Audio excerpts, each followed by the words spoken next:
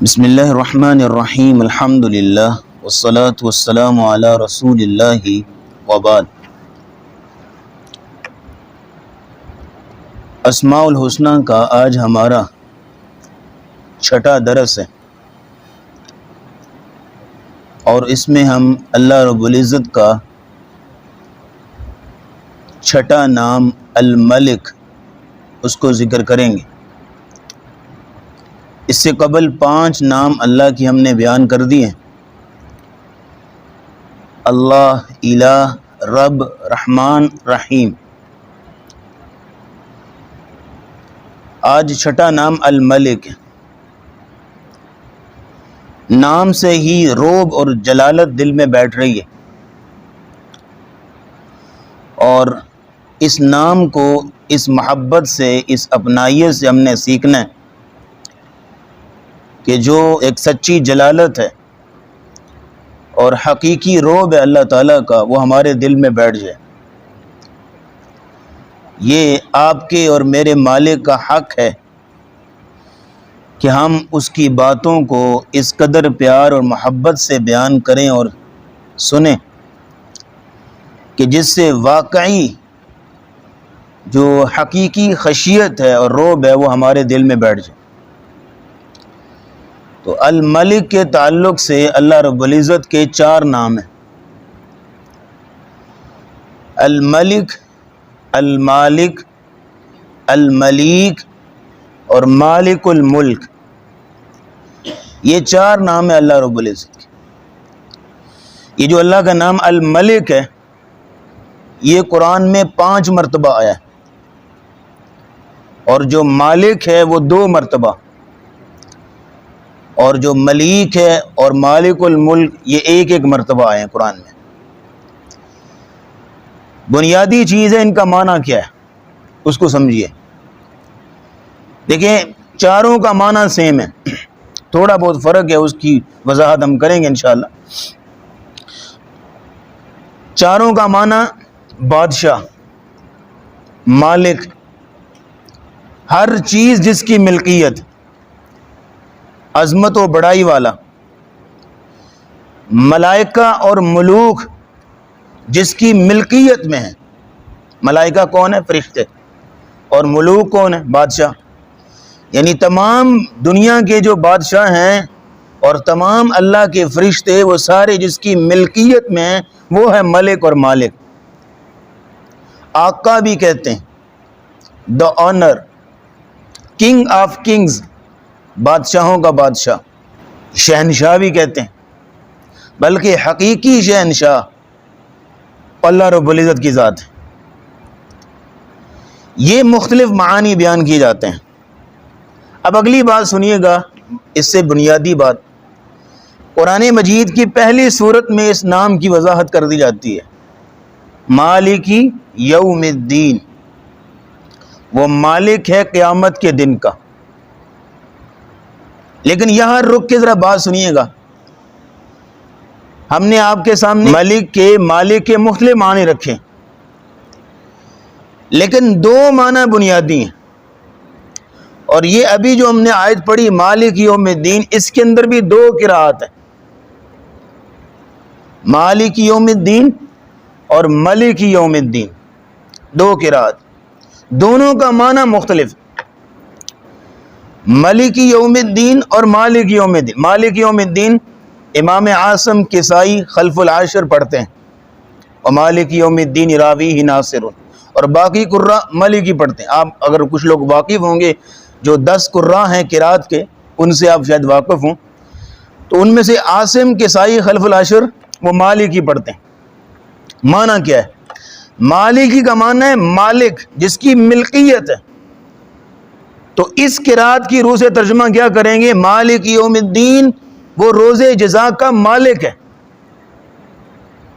اور دوسری جو قراءت ہے ملک یوم الدین، ملک کا معنی ہے بادشاہ، تو ترجمہ کیا کریں گے؟ ملک یوم الدین وہ بادشاہ ہے روز جزا کا، قیامت کے دن کا بادشاہ ہے۔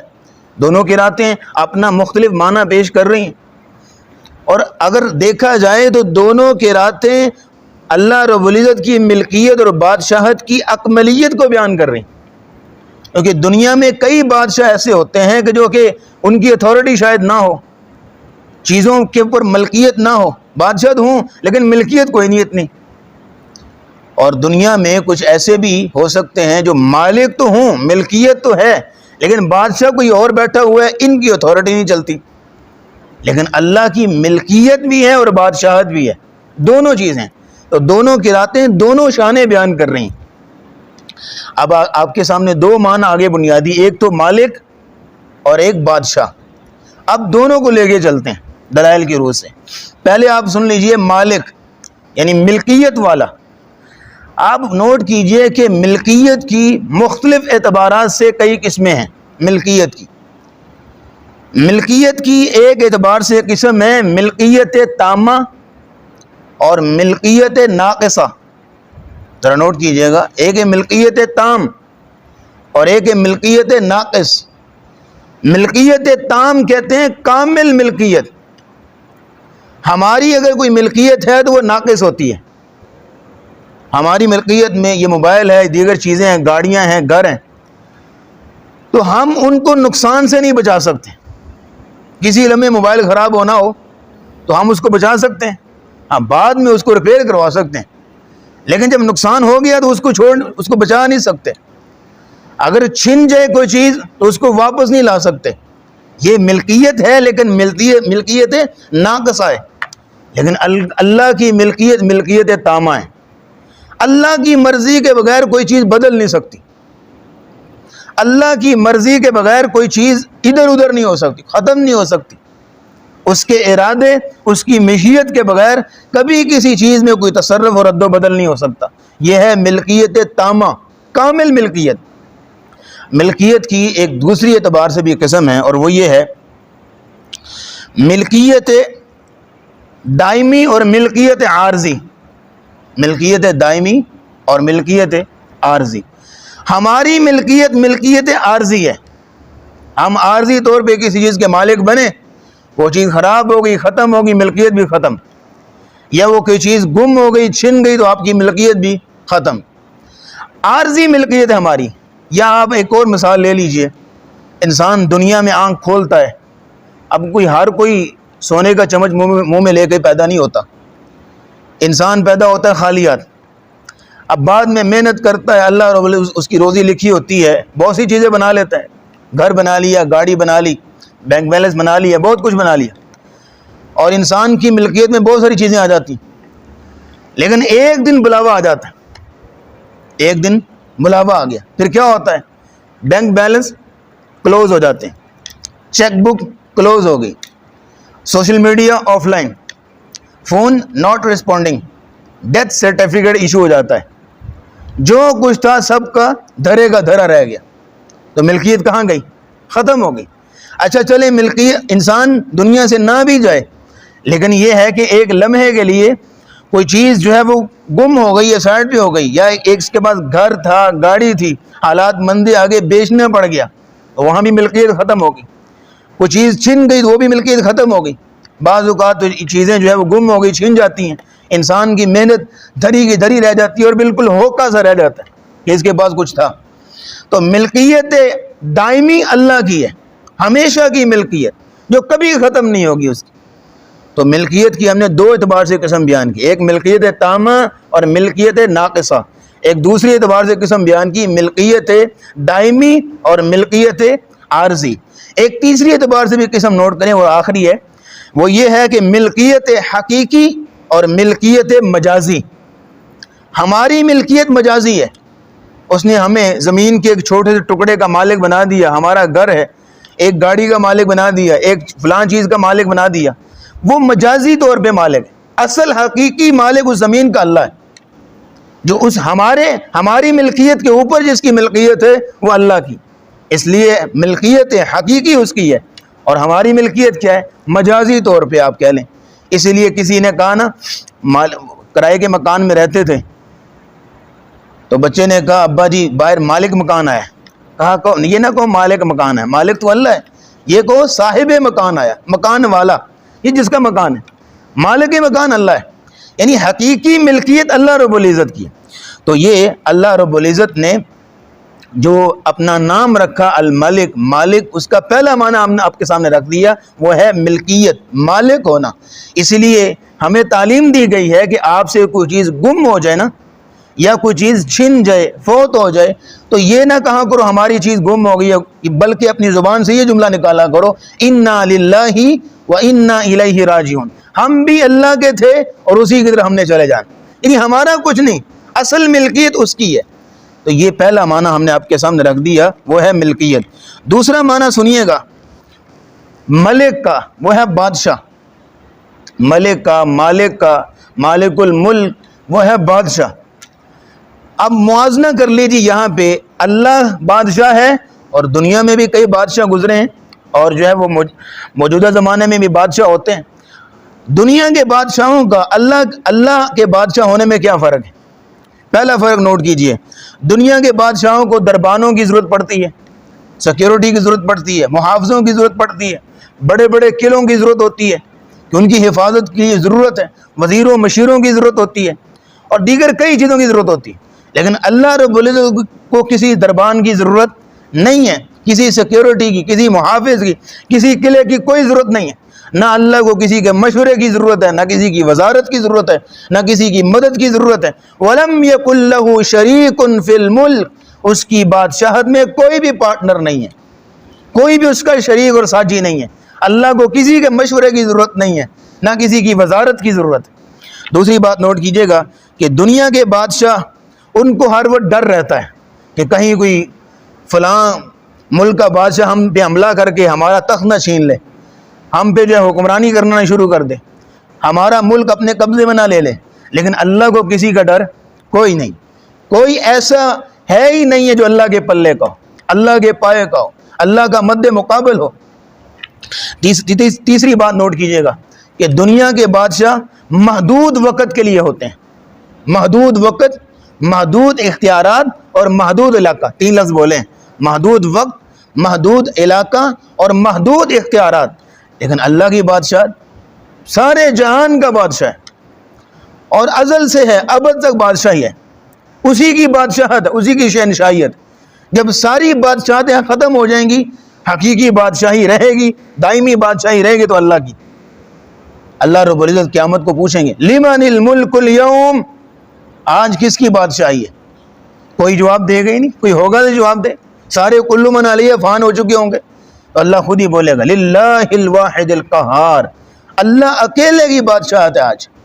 اسی لیے نبی کریم صلی اللہ علیہ وسلم کی حدیث ہے صحیح بخاری میں، آپ علیہ السلام نے فرمایا یقبض اللہ الارض ویطوی السماوات بیمینہ، اللہ قیامت کے دن زمین کو اپنی مٹھی میں لے لے گا اور آسمانوں کو اپنے یوں دائیں ہاتھ میں لپیٹ لے گا، اور اللہ ان کو ہلائے گا، اور اللہ پھر پوچھے گا این ملوک الارض، کہاں ہے زمین کے بادشاہ؟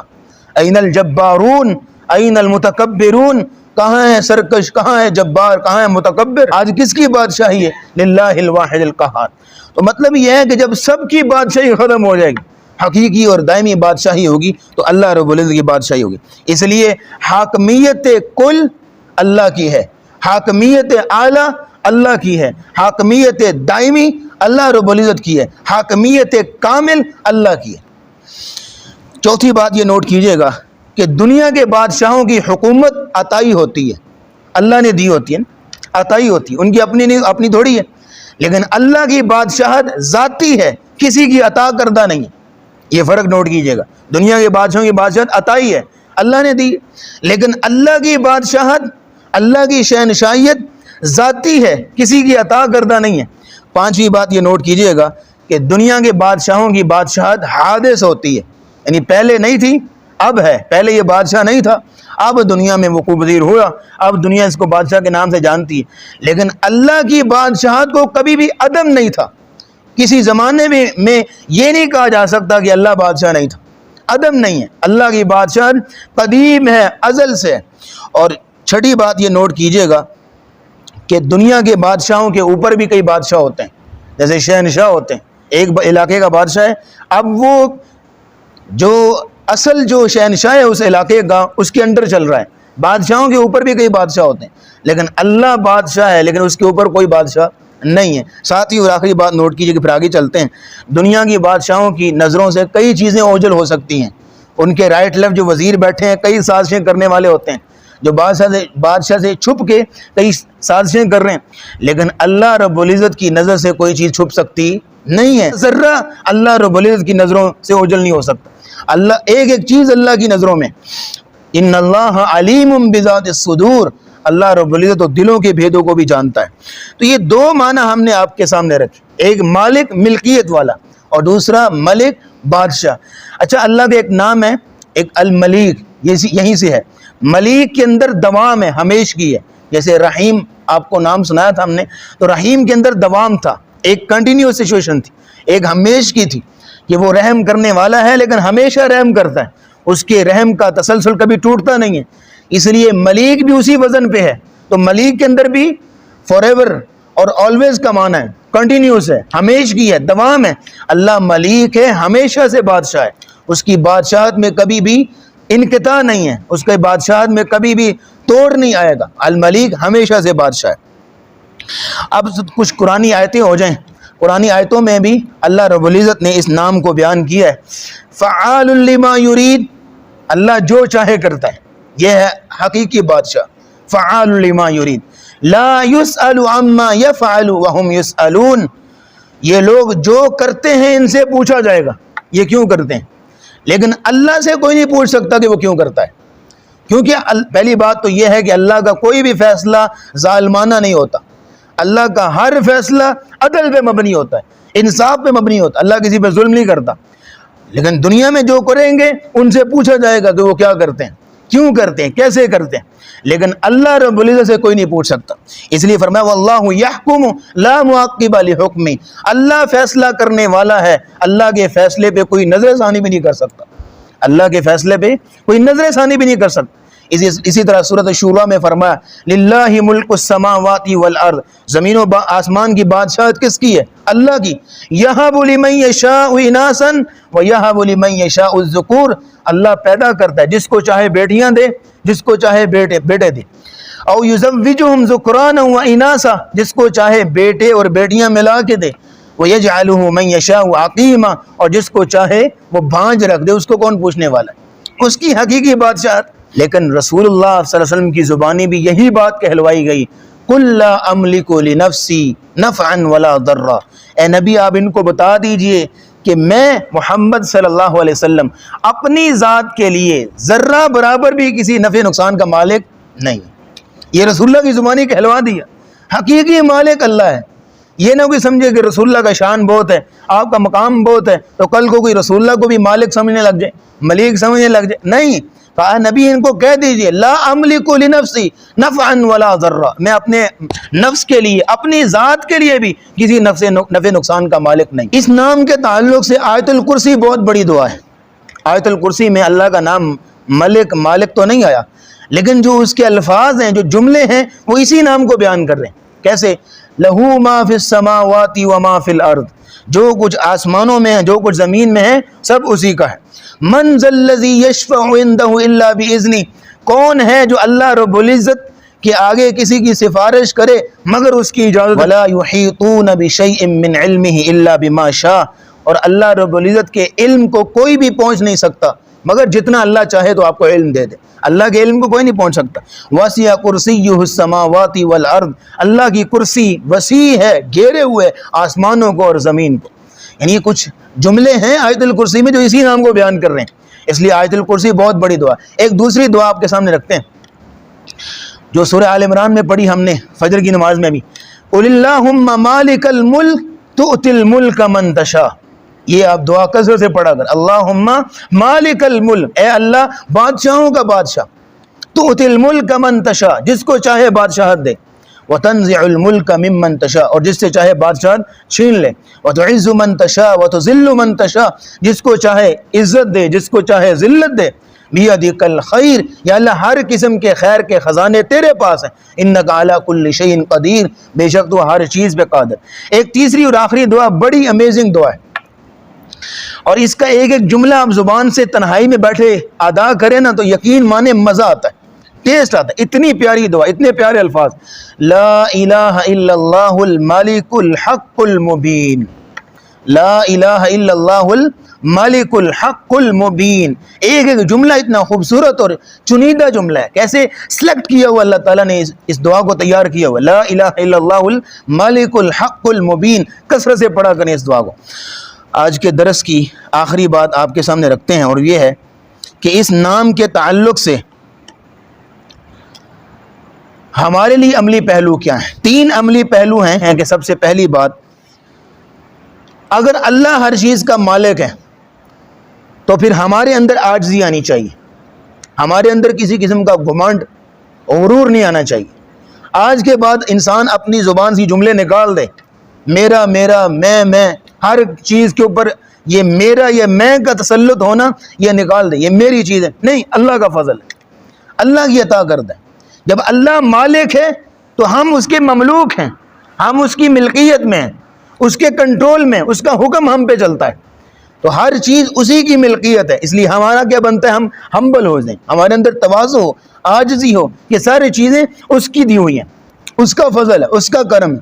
لیکن یہاں ایک اور بات مزے کی آپ کو بتا دوں, جب آپ کہیں نا کہ اللہ کا فضل ہے میرا نہیں ہے, تو پھر حقیقت میں اللہ کا فضل ہی ہونا چاہیے, دائیں بائیں سے کھینچا ہوا نہ ہو, اللہ کا فضل ہی ہونا چاہیے.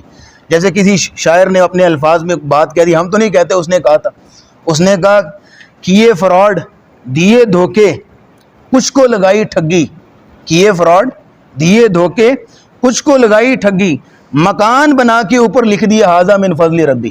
یہ نہیں ہونا چاہیے. اگر آپ کہہ رہے ہیں اللہ کا فضل ہے تو اللہ کا فضل ہی ہو, دائیں بائیں سے کسی کو ظلم نہ کیا ہو کسی پہ. لیکن یہ ہے کہ یہ اپنے اندر چیز انسان پیدا کرے, ہمبل ہونا, اس کے اندر عاجزی ہو, اس کے اندر انکساری ہو. جب اللہ مالک ہے, میں مملوک, میرا کوئی کنٹرول نہیں, اور پھر ڈر بھی ہو کہ ہم اس کی ملکیت میں ہیں, اس کا کنٹرول چل رہا ہے, تو اس کے حکم کے تابع بھی رہیں. دوسری بات یہاں نوٹ کیجئے گا, جب اللہ کی ملکیت ہے تو پھر قانون کس کا چلے گا, اللہ کا. مرضی کس کی چلے گی, اللہ کی. جسم اللہ نے دی ہے تو مرضی بھی اللہ کی ہوگی. جیسے دنیا کے بادشاہ ہوتے ہیں, ان کی مملکت ہوتی ہے, ان کی سلطنت ہوتی ہے, تو پھر قانون بھی ان کا چلتا ہے نا, قانون بھی ان کا لاگو ہوتا ہے. اس لیے اللہ مالک ہے, اس کی ملکیت ہے, تو پھر مرضی بھی اسی کی چلے گی. جسم اس نے دی ہے, جان اس نے دی ہے, تو مرضی اسی کی چلے گی. جان دی ہوئی اسی کی تھی. حق تو یہ ہے کہ حق ادا نہ ہوا. تیسری اور آخری بات نوٹ کیجئے گا, اگر اللہ مالک ہے اور اسی کی ملکیت ہے, اسی کی حقیقی اور دائمی بادشاہت ہے, تو پھر عبادت کے لائق بھی وہی ہے, عبادت بھی اس کی کرنی, بندگی بھی اسی کرنی. قرآن مجید میں اللہ رب العزت نے جہاں بھی مشرکوں کو ان کے معبودوں کی عبادت کرنے سے کا سوال کیا ہے, تم کیوں عبادت کرتے ہو, اور شرک کی تردید بیان کی ہے, تو وہاں بھی اللہ نے اسی چیز کو بیان کیا کہ تم ان کو پوچھتے ہو جو کسی چیز کے مالک نہیں. قل اتعبدون من دون اللہ ما لا یملک لکم ضرا ولا نفعا, کہ تم اللہ کو چھوڑ کے ان کی عبادت کرتے ہو کہ جو نہ نفع کے مالک ہے نہ نقصان کے مالک. یعنی وہاں بھی ملکیت کا واسطہ دیا. اس کا مطلب یہ ہے کہ عبادت اس کی کرنی ہے جو حقیقی مالک ہے, جو نہ صرف دنیا کا مالک ہے بلکہ مالک یوم الدین, وہ قیامت کے دن کا بھی مالک. قیامت کے دن بھی حقیقی بادشاہ جو ہے اسی کی ہے, اور حقیقی جو ہے وہ شہنشاہی اسی کی ہے. اس لیے فرمایا وَتَبَارَكَ الَّذِي بِيَدِهِ الْمُلْكُ, بابرکت ہے وہ ذات جس کے ہاتھ میں بادشاہت, جس کے ہاتھ میں ملکیت ہے. وَلَمْ يَكُنْ لَهُ شَرِيكٌ فِي الْمُلْكِ, اور اس کی بادشاہت میں, اس کی شہنشاہیت میں کوئی بھی اس کا شریک اور ساجی نہیں ہے. اور صرف آخری آیت, اور یہاں بات ختم کرتے ہیں, اللہ رب العزت فرماتے ہیں صرف اللہ کی ملکیت نہیں ہے بلکہ لہو ما فی السماوات وما فی الارض, جو کچھ آسمانوں میں جو کچھ زمین میں وہ اللہ کا ہے. صرف ملکیت نہیں ہے بلکہ کل لہ قانتون, ہر چیز اللہ کی فرما بردار بھی ہے, اللہ کے حکم کے تابع بھی ہے, اللہ کے حکم کی پابند بھی ہے. اس لیے اس نام کے تعلق سے جو ضروری وضاحت تھی ہم نے آپ کے سامنے رکھ دی. اللہ رب العزت, اللہ ہمیں اس نام کے تعلق سے جو عملی پہلو ہیں ان کو ہمارے اندر اللہ جذب کر دے اور عمل کرنے کی توفیق عطا فرمائے. وآخر دعوانا